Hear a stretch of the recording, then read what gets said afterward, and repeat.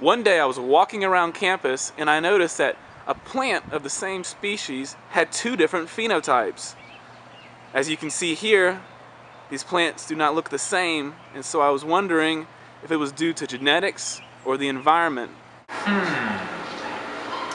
What did Dr. Mauricio say about how to test the variations in phenotypes with respect to variation in genetics and environment?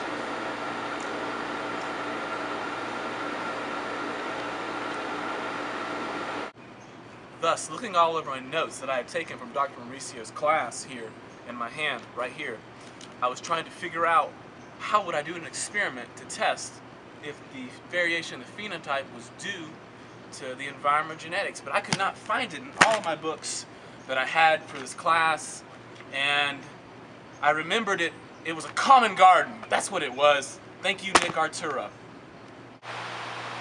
So, you're probably wondering, what is a common garden? That's a great question. Most people don't know what a common garden is. So you have, let's say you have a hillside, and at the bottom of the hill you have the same species at the top of the hill. The one on the top's really short, the one on the bottom's tall, and the one in the middle's middle. But they're all the same species. So you dig them up, and you plant them in a greenhouse where the environment is the same. And thus knowing how to test the variation in phenotype and that it is equal to the variation in genotype plus the variation in environment, I will now conduct my experiment with my two beautiful plants that I found outside right over there.